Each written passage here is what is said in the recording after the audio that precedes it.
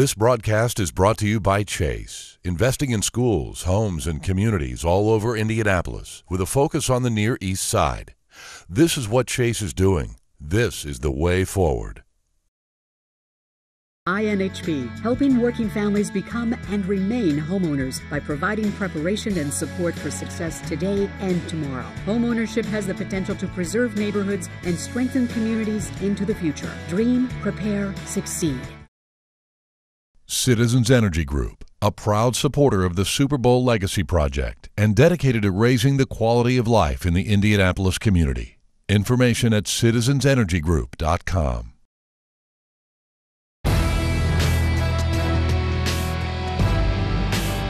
Super Bowl 46 will be played on February 5th, 2012, will be played in Indianapolis.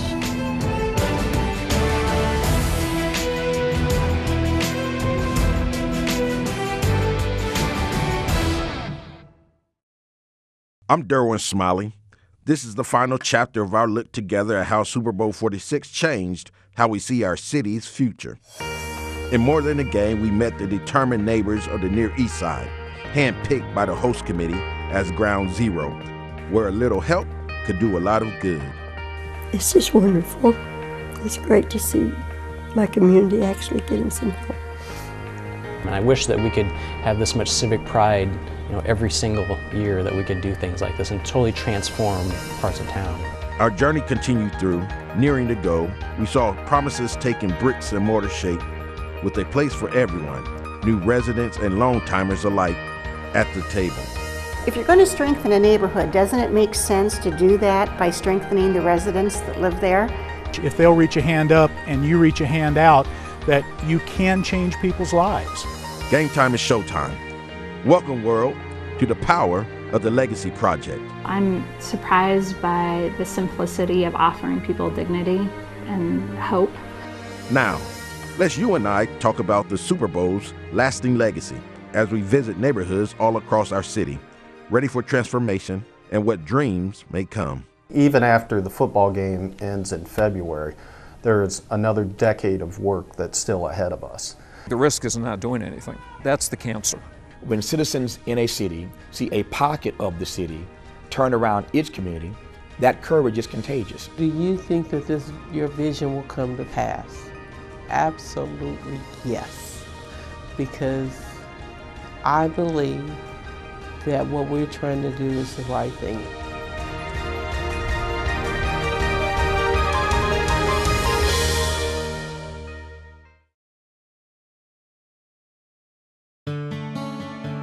The victors have left with the Lombardi, and yeah, the Patriots are gone too.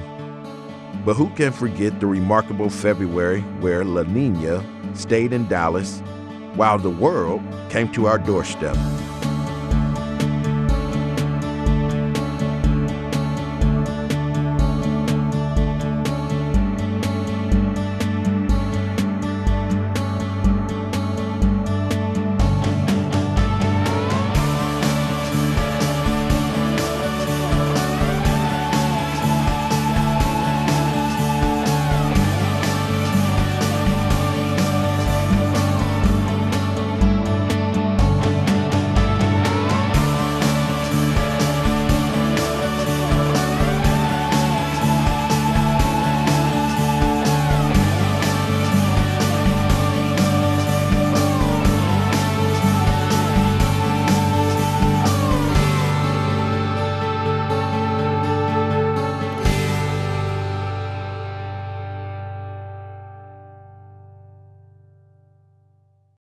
Yet, all around the city, reminders that Super Bowl 46 could impact the world in ways far beyond the game.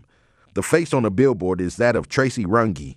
We told you how she made history when she became the first woman in the world to donate both healthy and cancerous breast tissue to the Super Cure. Our story continues with the growing need to collect tissue samples from women of diverse backgrounds. Growing up, I had friends whose mothers had breast cancer, and they fight really brave battles with the disease, but unfortunately, I've gone to so many different funerals for my friends and their families that it's just heartbreaking. And I heard about this program, and I thought, what a better way than to try and find a cure. When you look at the incidence of fatalities with cancer, it is more prominent in the African American community. And so it's very important that they have enough tissue from our community in order to do the research. And I have several friends who are fighting a gallant fight with breast cancer right now. When you've nursed a friend through this type of cancer, it's just, it personalizes it. It's more devastating, and the cure is much more difficult because of the type of breast cancer that our race is affected by. We have to be in the database, because if the database is for research, if we're not in the database, we're not in the game. They had a low percentage as far as women that were coming in of different ethnicities that were given donation, and we just need somebody to come out that, you know, can represent one race and try to get more people out. And they had set a goal, and they had surpassed the goal by I don't know how much more, but you know, I think stuff like that, when you set goals and you go over and beyond, it just, I mean, it makes it all worth it. And the pairing of a major sport like this and a major sporting activity with one of the leading cancer killers of women is innovative, has enormous messaging power, and we believe will reach hundreds of millions of people. It's a profound and powerful message. Speaking of millions, over 1 million visits were paid to the Super Bowl Village. And somewhere in, oh, the humanity, we'll find our student journalists from Tech High School heading for a behind-the-plaza look at the ESPN studios.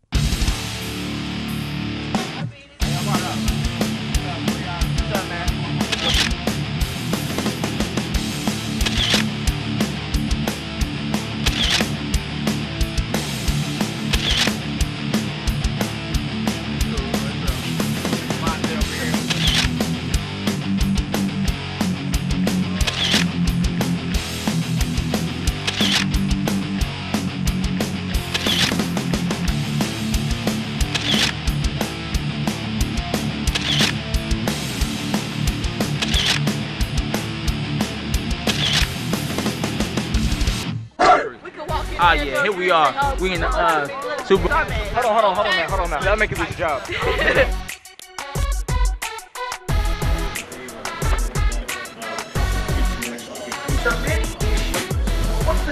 When we step back, you should be.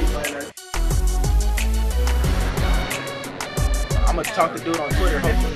This hallway is where the magic happens. We didn't get coverage of the Super Bowl. Yeah, with the TV.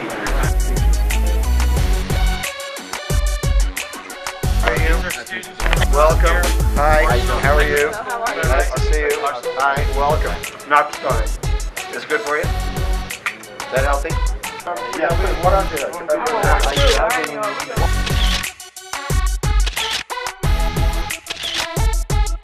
Hermes, how you guys doing? How are you? Nice to meet you guys.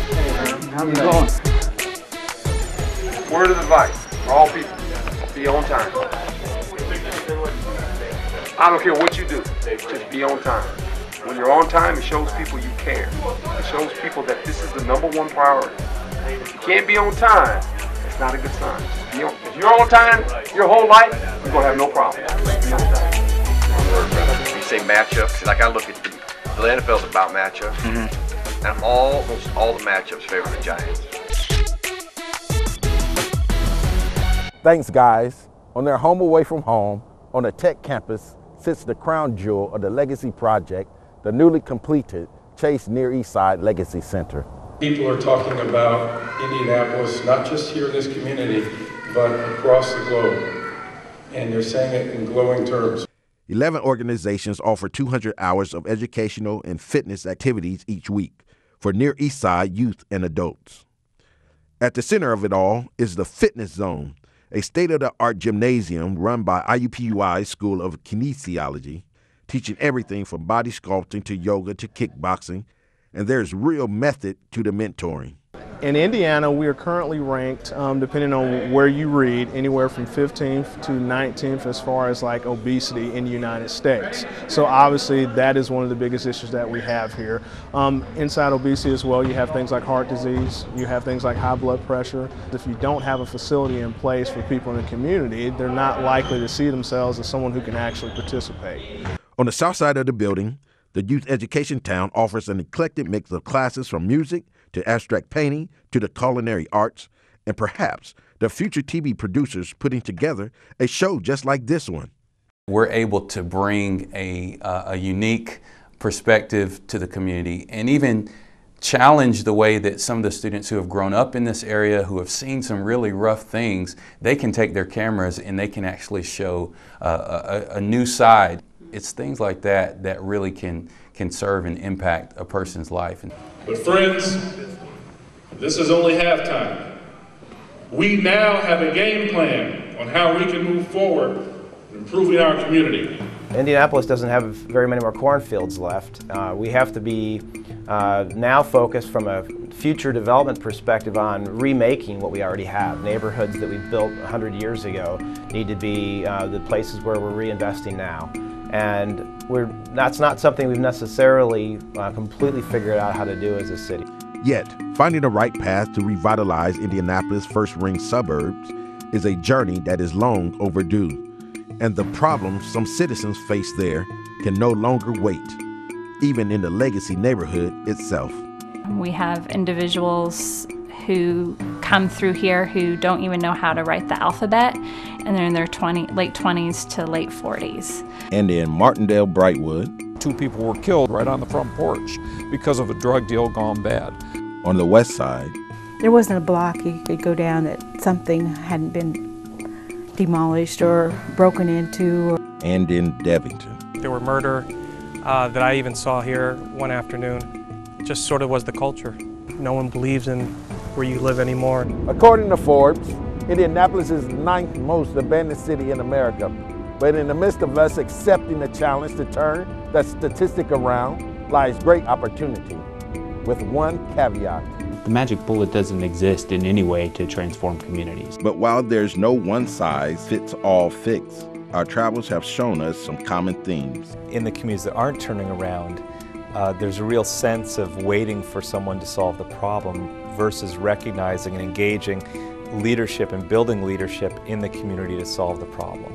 The number one rule of organizing is meet people where they are. Some folks within their own community saying, we've got some challenge, what can we do? And they're driving the process. A true zealous nut to lead them on. Well, I think I'm that person. You know, I love this community. I think that person has to love this community. They almost have to bleed the community. But if you don't have folks that are committed to this work, not because they're coerced into it, not because they're paid to do their job, but because they want to do that, because they love their neighbor, they love their place. If you don't have those folks in place, motivated to work together, then you won't find success. It's adding to that voice of creating a chorus that swells to a unified demand that's not easy. We're not perfect about it, but organizations here put community interests before self-interest of each of the groups.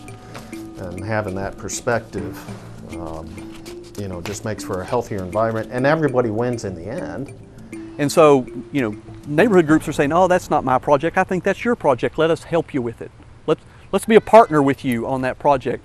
That never happened before, and it doesn't happen in a lot of neighborhoods. Mobilized communities get attention. Money follows vision. The most important thing is to have the vision and then have a clear understanding of what you're trying to accomplish. And so in some neighborhoods, you could eventually get this notion that said, we know that we can't do everything at the same time for everybody, and that I'll believe that if you do something over there, that eventually that will benefit me, and that eventually my time will come. In other neighborhoods, it kind of stayed at the, I want mine now, and I want mine now, and there was never the ability to say, okay, we get that we're all in this together, and we can't all benefit at the same time. Here in Devington, that's the same deal. There's 1 or 2 agencies that receive a lot of that funding, and they do it all. Well, now that we're growing, there's multiple organizations that are getting trusted with dollars, and of course, you know, that's going to take dollars from other people, but I think what it does do is it puts dollars in the right hands so that social service folks aren't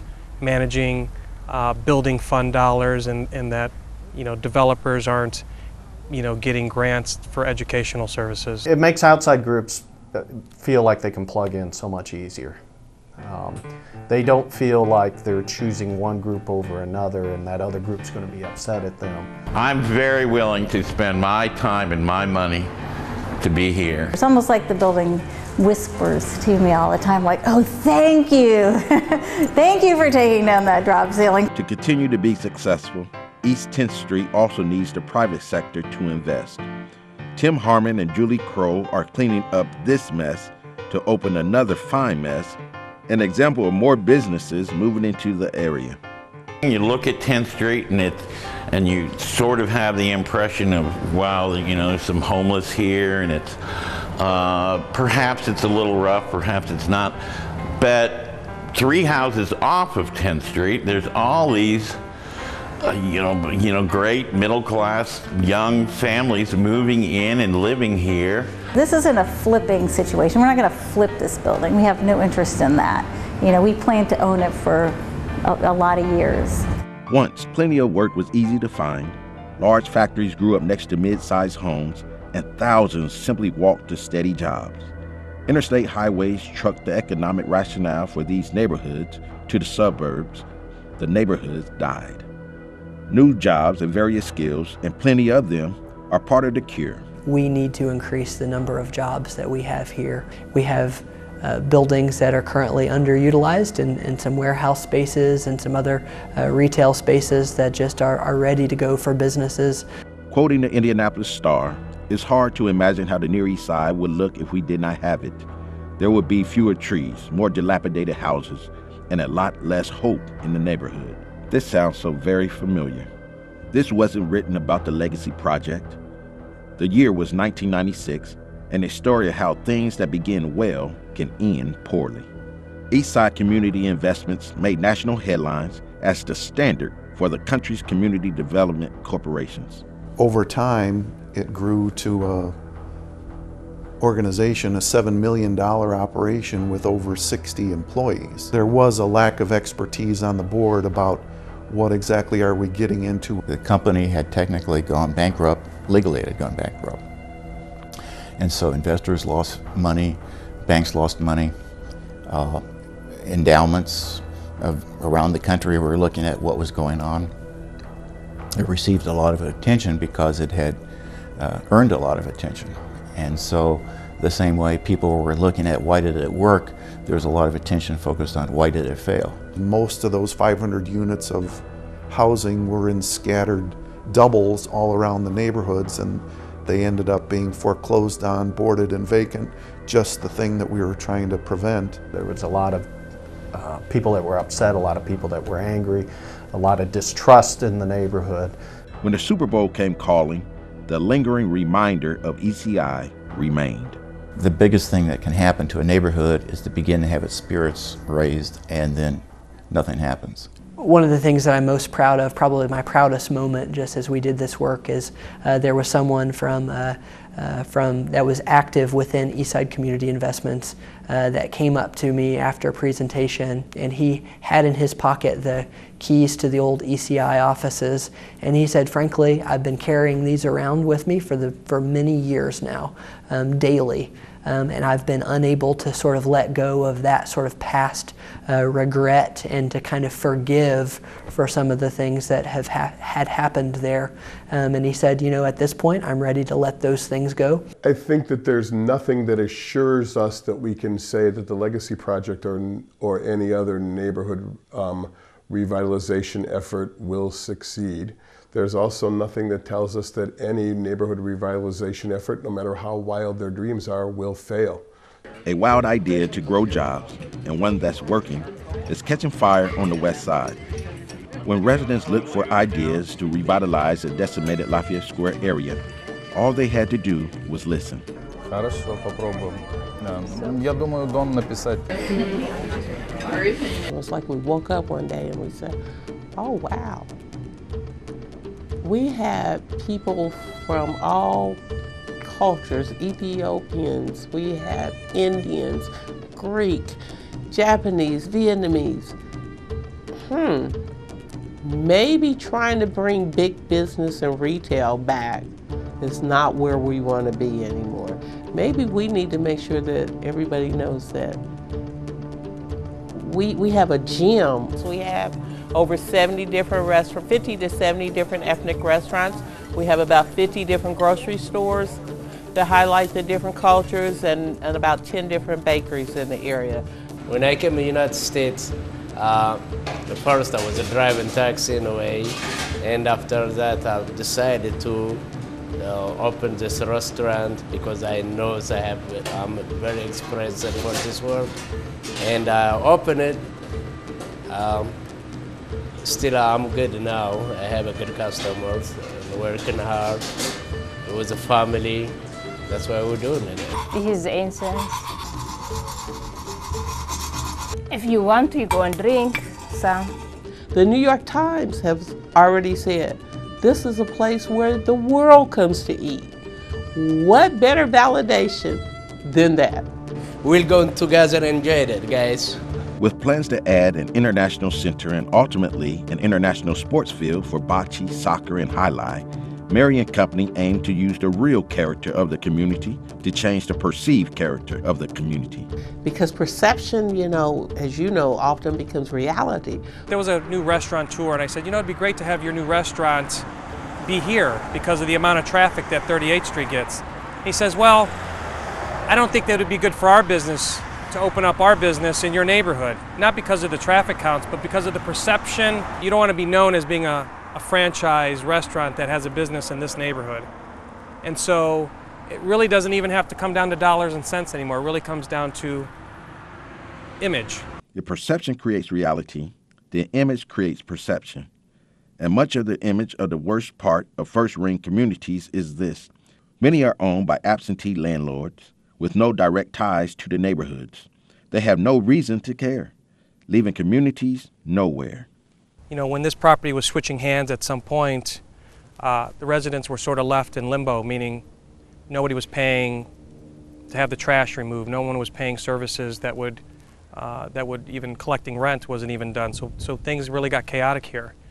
The real challenge here was, again, a New York owner that didn't want to put up a fence.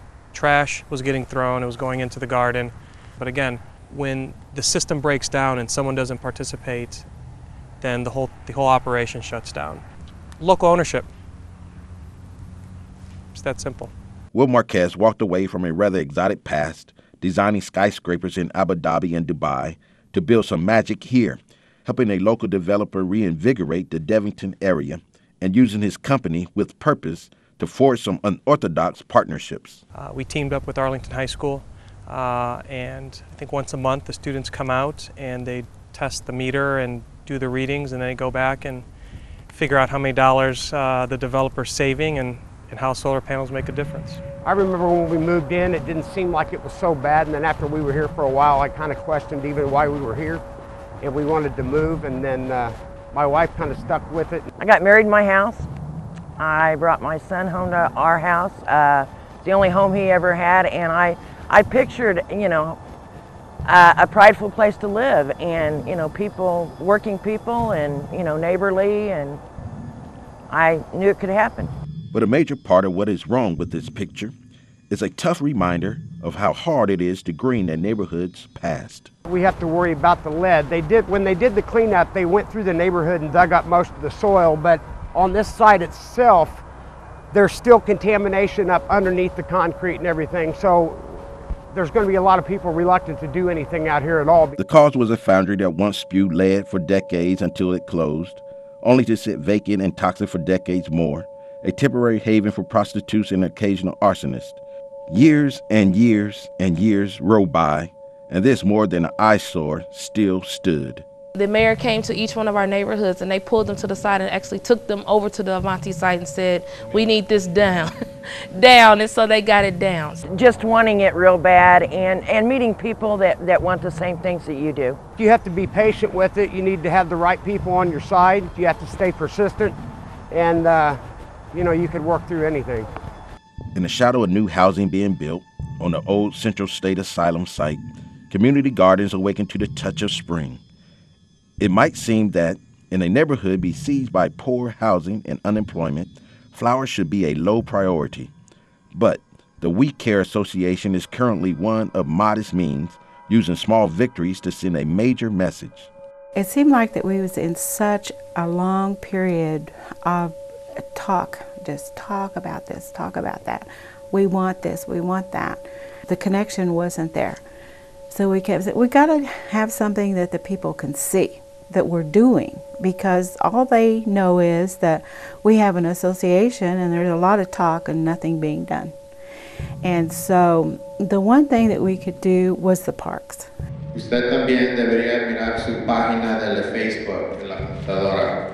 But if there's one area where progress on the west side has stalled, it's in getting the community to be unified. We still haven't found the key to bring us together on issues. But you know, you cannot do one group of Latinos and one group of African Americans and one group of Anglos, because everybody, you know, is three groups. Instead of all of us being together, we will be stronger. So that's what I'm trying to do. Assault, you know how many? No idea. 45. Each business. We have a guy that he has been robbed twice in front of his kids and family. We need more help. I'm trying to get involved with the neighborhood crime watch to see if I can bring more Latino community with the Anglo community, that we can work as one team, you know, and we can watch each other's back. So what you have to do is combat that in a very bold way. If you know Circle Center, the Velodrome, and the Downtown Canal, then you know Mike Higbee through his work with the HUD administration. He's an urban developer now, taking an old National Automobile plant and turning it into a school in the design district. He thinks the public-private sector model that built a super city is still a good one. I think that public-private partnership organized and that commitment made would make a huge difference, and it becomes a market opportunity again, just like downtown did. It is a mistake to think we can do this one project at a time. You can build housing till the cows come home, but housing is not going to redevelop a neighborhood. Solutions that are only focused on real estate development aren't going to be successful if it's not creating the types of places where people want to be. And solutions that only deliver a bundle of services to people aren't going to be successful if they're not in places that inspire them. It's not just dealing with housing. Housing's a symptom. It's not just dealing with crime. Crime's a symptom. It's dealing with all of these things in totality. Whether that be abandoned housing or workforce development or access to youth programs or transportation issues. I think Indianapolis has demonstrated itself as one of a community that can successfully work together to achieve its priorities. Every neighborhood deserves to have that. We need more of us and the businesses coming together and working together and being a part of taking care of our communities. Not because there's a big game coming to town, not because the camera crews are coming to town, but everybody in this city, everybody in this state is worthy just because. Makes me feel like I'm supposed to feel, like a Hoosier, like a person in Indianapolis. I shouldn't have anything substandard no more than anyone else. There's always going to be a question of whether or not there's enough resources. And one of the exciting things about Indianapolis, and perhaps about the Super Bowl, is that at least for a while, we may actually be pursuing our dreams as opposed to our tempered dreams. I have a very simple definition of leadership that you've heard me say 1,000 times. You can't lead people unless you love people, and you can't save people unless you serve people. If you make your first half-hearted attempt to engage them and it doesn't work, you have to go back.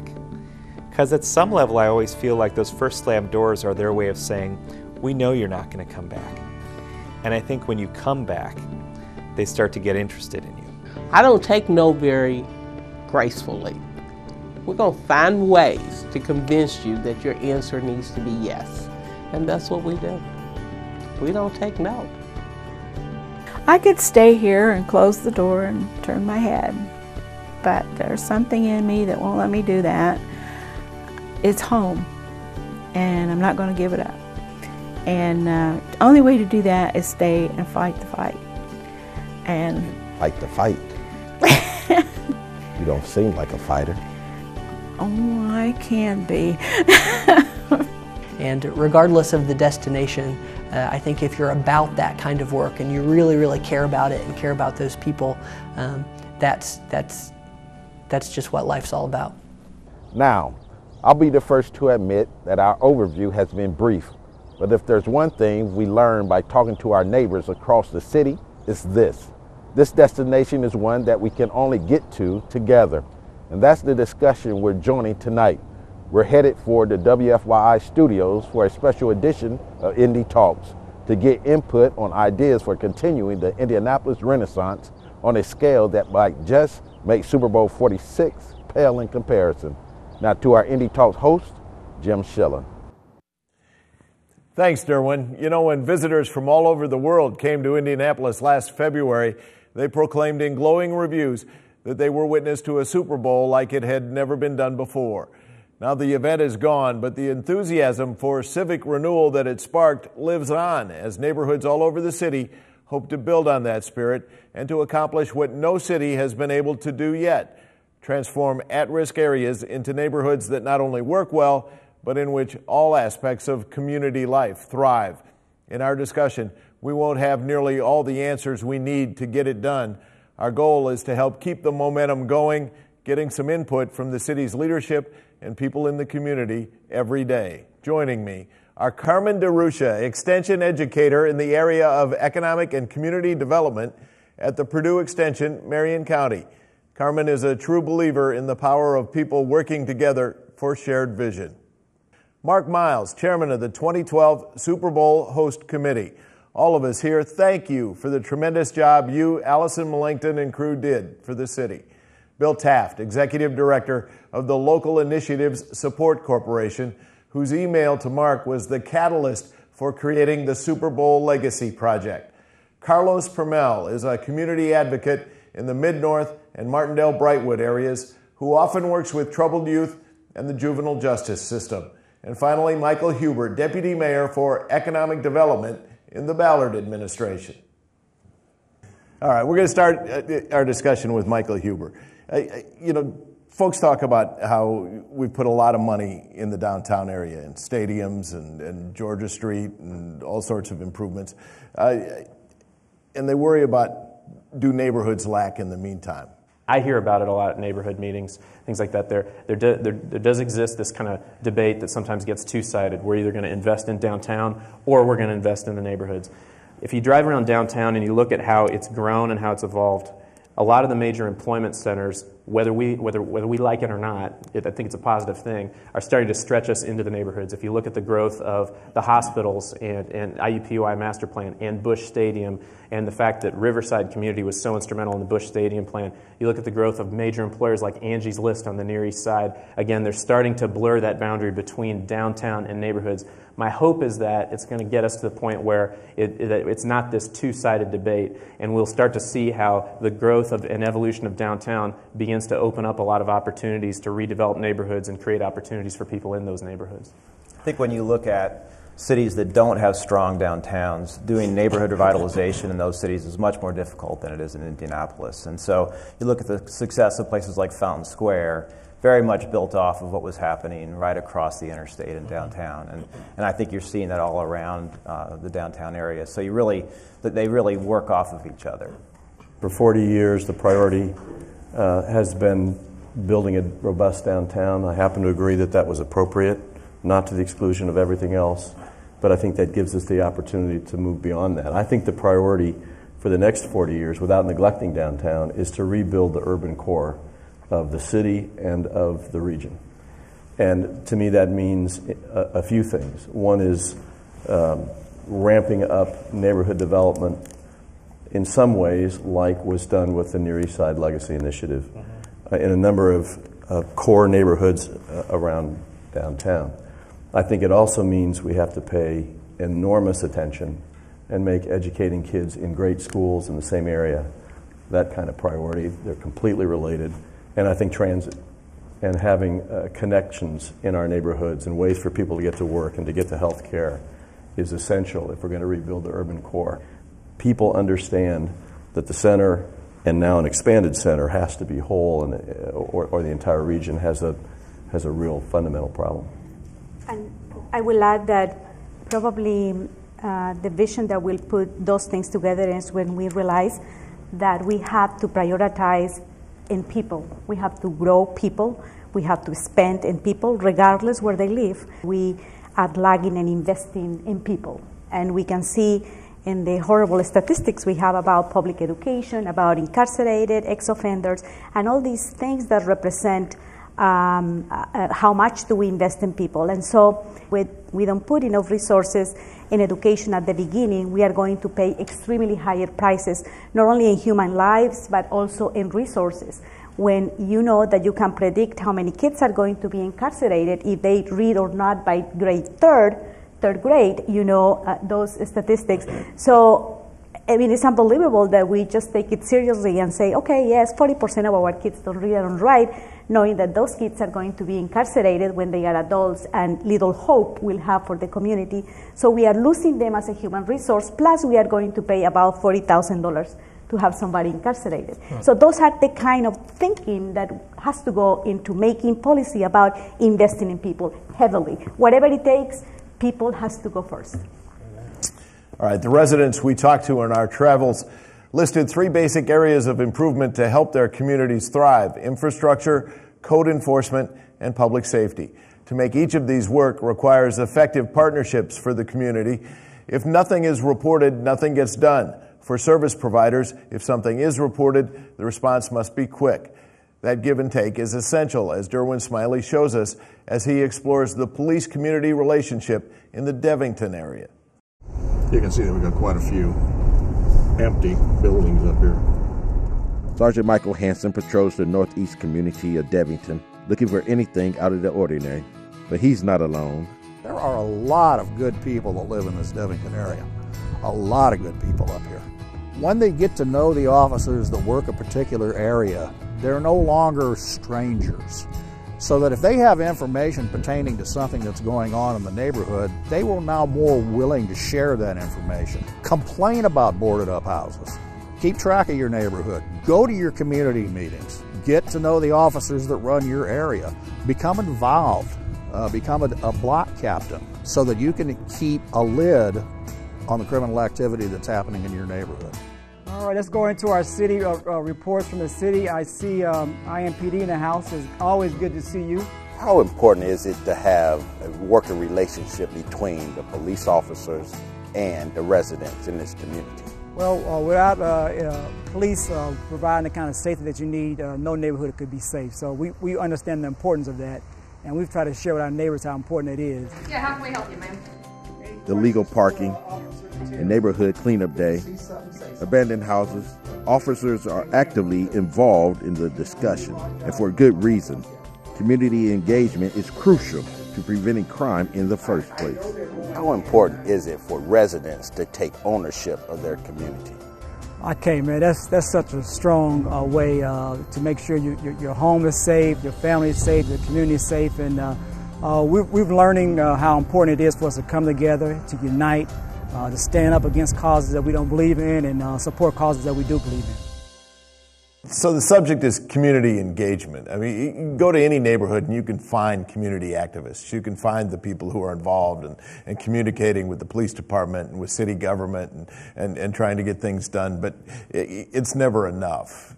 How do you get people to get involved? You saw in the past that government and other institutions assumed that if you had a community meeting that somehow magically you would have the right people there. And I think what we've learned through the Great Indian Neighborhoods Initiative and the Legacy Initiative is that it is hard work, and it takes organization and it takes skilled people, and it takes resources to actually strengthen the civic network of a community and have it be strong enough to take on challenges, to create plans, to address unique opportunities that come up. And so the Near East Side had that groundwork that had been done, and so they were ready to be a partner with the host committee when that happened. It's a fabric that you're trying to weave together. It's like a tapestry. And sometimes in that tapestry, right, some of that hard stuff gets missing because in some cases, having a working relationship with the local police when you talk about safety becomes challenging because we understand it as adults, but how do you start to develop that relationship with youth, right? So you have to figure that stuff out and get those relationships to be built. Well, that's the hard conversation, right? And, you know, we're learning, right? We're learning through Ginny initiatives. We're learning through what we're doing in the Midlife Quality of Life Plan, right? We're learning through what we're doing with the relationship we have in Martindale Brightwood with the Juvenile Detention Center. But still, right, that's going to take some time and some pressure and some resources and more money, right? Because it takes more cops on the beat to kind of make a place safe. But also, if they see themselves in a relationship to that community, right, then what ends up happening is that they don't become foreign; they become part of the fabric. But that just comes with being consistent. And I think whether what we saw happen with the Legacy Project and what hopefully we'll be able to replicate with the Mid-North Quality of Life Plan is people feeling like, as this is a destination, that police are part of that community and they're not, what shall I say, kind of overseeing it, right, or marshalling it to some degree. I identify one main issue in terms of citizens' engagement or neighborhoods engagement or the whole community engagement, and it is that by the end somebody has to make decisions, and that's where the institutions sometimes impose their power, and we are going to make the decisions that we believe are the best, and sometimes residents feel disenfranchised about, in the end, I came to the meetings, I gave my opinions, but people with the power to make decisions end up, so I feel disinvested to continue participating in the community. And so the police is one example. I mean, they have the power. They are not there to negotiate the law. They are there to enforce the law. And that's why it's kind of difficult to see a policeman as my friend, because really, I mean, he is enforcing the law. And so what kind of relationship and truly can I build with this person who is there? And if you see, Indiana has been one of the 3 states in the nation in which 2008 and 2009 has growth in the incarcerated population, which means that we are very punitive. I mean, we are there to chastise rather than to, in a way, build people when they make mistakes. We enforce the law, we put them in prison, and that is. So I think institutions have of all sorts, from the police to the government to the schools to everybody, has to have this desire to build people more than anything else, and to help people and to rescue people. And that will really help us build the core, because communities are about people. And Carmen hits on a really important piece. I mean, we're doing some work right now with the Juvenile Detention Center, right, in terms of how they are capturing young men of color and moving them through the detention center. 80% of the males that go through that detention center are African American. 25% of them come from schools, right? I mean, so there's something drastically wrong there. It's a tougher conversation when you have issues like economic disparity, right? The tension of revitalizing communities, that's sorely needed, but really dealing with issues of economic disparity, inequality, right? Safety, and this real tough question of race, right? Because as you start to move into these neighborhoods, I mean, the segment, we saw this whole Latino population on the west side. Well, where are they in the conversation moving forward? I mean, I think this is one of the best opportunities we have moving forward after the Super Bowl. How do we bring these pieces together and make this fabric really work? You know, I think that's the challenge. I think people need to have a sense that the future of the neighborhood is their future as well. Correct. And one of the areas that in community development we have not developed as much is this idea of opportunity and employment and connection to a living wage job, and the stability that brings to families and to neighborhoods is hard to calculate. And we have, you drive around urban neighborhoods, there's so many what used to be large employers that are now empty. And you think about the reason these neighborhoods are there, go back to that history, yet it's a missing piece now. So how do we develop economic strategies that actually weave those neighborhoods back into where the future opportunities are, and then use schools to prepare kids to be ready to work in those? And that's where, obviously ultimately policing is much less necessary when people have a sense of ownership and future in a place. Exactly. All right, now we're going to take a question from the audience. I'm Carol Johnston from Christian Theological Seminary, and I've been watching a burgeoning movement of young adults in what they're calling social entrepreneurship. And what I wondered is what you think about, since Indianapolis has been branded as a sports capital and a bio crossroads capital, How about a humanitarian hub where we encourage these young folks and find the best ones and shine a light on them and invest in what they're doing and help that Indianapolis become known as a place where young people could come and engage in these kinds of exciting, creative social entrepreneurship projects? I've noticed that the emergence of these kids in the last 10 years as well. I do think there are some unique assets of this city that also made the Super Bowl possible that can serve those folks, that can make that, what you described, possible. The accessibility of the city is very significant.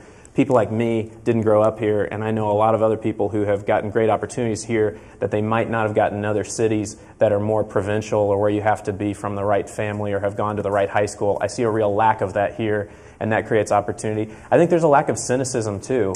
And you saw that with the 8,000 volunteers that made up that came forward from the Super Bowl from a lot of different, not just Indianapolis, a lot of other towns and communities. And then finally, I think there's a basic competence that we have to pull off major projects. Again, not just the Super Bowl. If you look at something like the Legacy Project, which is fairly expansive. So I think we have a lot for those social entrepreneurs to do. I think what we need to do is one thing we need to do, and local government included, we need to do a better job of connecting those folks to our bigger traditional institutions.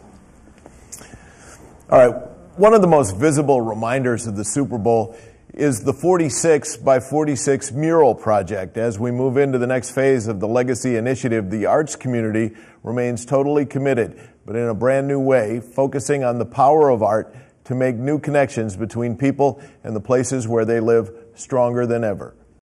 Over the last 10 years, this building has kind of grown from being a sleepy, semi-abandoned space that was draining energy from the community to a place that's really inspiring the community. Inspiring indeed. The Harrison Arts Center works to support emerging artists exhibiting work in 4 galleries, rebuilding the cultural fabric of downtown communities. Now, a new gallery, the City Gallery, not only connects people to community culture, but also space.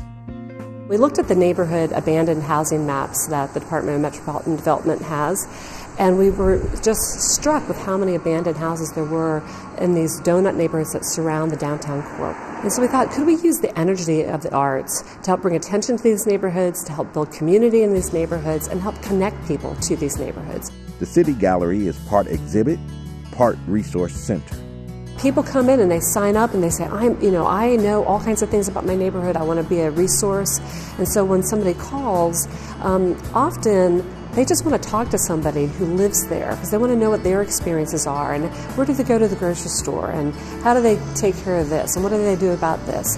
And so connecting them with real neighbors or getting them invited to somebody's home for dinner or to a supper club or to a neighborhood block party, we can do those kinds of things. And that really makes the difference. Call it grassroots activism with a cultural twist. And it's a message that's hitting home by helping new residents find the perfect neighborhood to call home. We've been more successful than we had anticipated, even in this startup phase, and so we're looking forward to great things to come. All right, question for Mark Miles. The Super Bowl committee and the Super Bowl did a great job of pulling together all sorts of diverse resources, created tremendous momentum. How do you keep the momentum going? Or can you? Oh, I think you can. I have spent a lot of time outside this country and had a fair exposure to this country. I think Indianapolis, one of the benefits of sport and the way it's been done here, not just in the Super Bowl, is to mix people and to activate people and to get people to work together on big projects and to think big. And the reason we do that isn't for the sporting event. It's to get people off kind of the civic couch and get them engaged in their community and to get them to mix with other people. So we've always tried to have young and old and diverse people involved in these big projects. If I'm thinking about creating great new schools through initiative at the local level, if I'm thinking about neighborhood reorganization on a scaled up level, if I'm thinking about passing a transit referendum, I see all kinds of opportunities to get people involved. And the key to getting them involved, whether it's the arts or any of these other big opportunities, is giving them the challenge and being inclusive. If you want to kill an idea, I believe, you try to run it like a clique. If you want it to succeed in this community, you try to get old, young, black, white, Hispanic, everybody involved and release their creativity and give them a chance to succeed. Okay, we're going to take another question from the audience. My name is Molly Trueblood. I was wondering if you could all maybe pick one underutilized asset of Indianapolis that we could maybe expand upon to make a better quality of life for the residents. I think young people is the greatest underutilized resource because we tend to see them as the problem, not as an asset. So businesses complain about young people, schools don't know what to do with young people. So it's like we don't know, and truly they are the future. I mean, if we don't know how to build on them right now, it's going to be very difficult to see the future of the city. So I really think that young people is a very underutilized resource. Okay. And there's some interesting thinking going on about kind of waterways as an underutilized asset in Indianapolis at the moment, and particularly where the intersection of waterways and our urban neighborhoods occurs. So in the interest of brevity, I'd suggest that may be one of the great suboptimized assets. The city market has West Wing. It's sitting empty right now, except for on Saturday mornings when there's a winter farmers market there. And that, I think, is an asset that we're having some great conversations and actually working on a project to make that a hub for neighborhood conversations and these social entrepreneurs we've been discussing to come together and work on ideas to improve neighborhoods, and that's a great asset. You know, my initial thought when you asked the question was just the Latino community. That we just haven't found a better way. And then my second thought was youth. I'm going to say GM stamping plant. It's 115 acres. It's on the White River. That's soon going to be clean because of our massive sewer upgrade in this community. Has huge opportunities to benefit the West Indianapolis neighborhood. And it's close to so many different drivers like White River State Park and the zoo and the universities. That's just going to be a really exciting project, which a lot of us are looking forward to working on. Hi, I'm Jesse Carbonda with the Hoosier Environmental Council. One of the things that I find most inspirational about the Legacy Project is the degree to which sustainability has been embedded into the concept. And in conversations with Mark and Bill and Mike, there's certainly a broader embrace of sustainability more generally. I wonder specifically what you might see as opportunities at the city county council level or at the mayoral office level to advance policy that will accelerate the pace of sustainability in our city. Stormwater runoff is a huge opportunity because it was true on some of the projects on the East 10th Street and also on Georgia Street. That's a perfect example where we've invested a massive amount of money in our stormwater systems and our sewer systems, and making the case that you can save money at that street level. It's definitely opened my eyes. But I think the other thing it does is it can make these green solutions accessible to people in the neighborhood, where a lot of people look at these green infrastructure solutions. They think they're complicated. They think the kind of things that you only see in museums or universities. I think there's a huge opportunity around stormwater for these green infrastructure solutions at the neighborhood level. The very nature of neighborhood revitalization and of a walkable neighborhood is a green activity. So, okay. I mean, any kind of policies that push reinvestment towards older neighborhoods is by nature a sustainable activity compared to new development. I think part of that conversation is repurposing, right? I mean, we treat waste in a very unfortunate way. We just treat it like waste. And in most cases, we can find a way to repurpose that stuff. And even when it comes to stormwater, we can use it for growing. So we need to think more, going on the same line of sustainability, is that nothing here is wasteful, right? That's just our old mindset. Now we have to move forward and say that this city of the 21st, 22nd, 23rd century is how do we repurpose and how we put the stuff in the front end. So we think about what we do. We're not going to use substandard stuff anymore, right? It's how does it help grow? I'm not sure that I have a great answer for Jesse on the policy side, but my experience in the Near East Side sort of validates Bill's comment about neighborhood redevelopment by definition is in part about sustainability. It never ceased to amaze me how we didn't have to educate anybody. I was being educated on the Near East Side about sustainability. Mm-hmm. We never talked about rehabbing a building where the neighborhood wasn't absolutely emphatic about is it going to be gold or platinum. The LEED certification was a given. The same was true for the alleys. The same was true for really everything there. So this is another area where I think people, and particularly kind of this creative group to a great extent in these neighborhoods, are ahead of the policymakers, and the time will come, just as I think it will in transit. As we end our discussion, we are reminded of what We Care neighborhood homeowner Dixie McRoy told us about our ultimate goal. She said, "We're not looking for utopia, but a neighborhood that can be comfortable and can be friendly and it can be safe and beautiful. That is our desire." Yet, in that simple expression, there are a lot of challenges.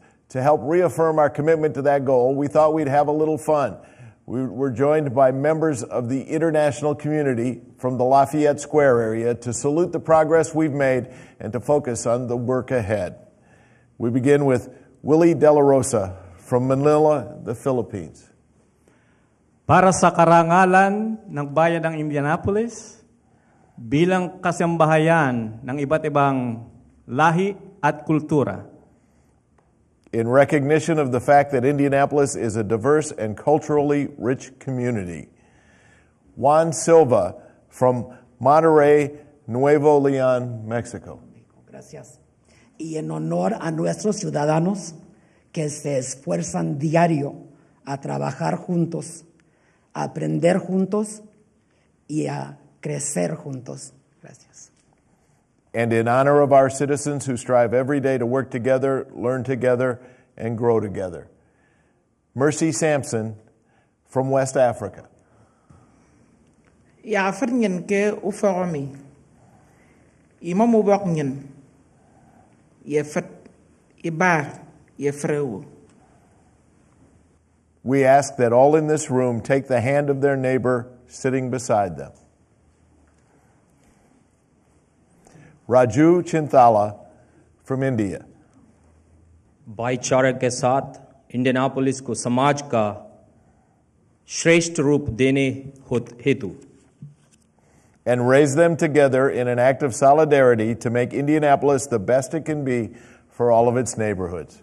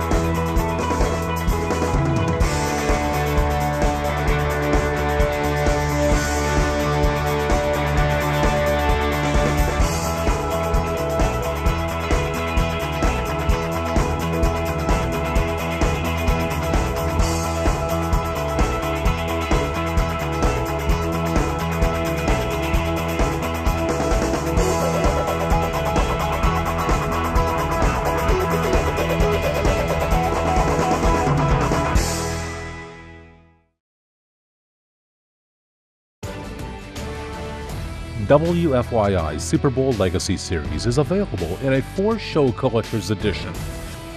Go to WFYI.org/store to purchase your copy.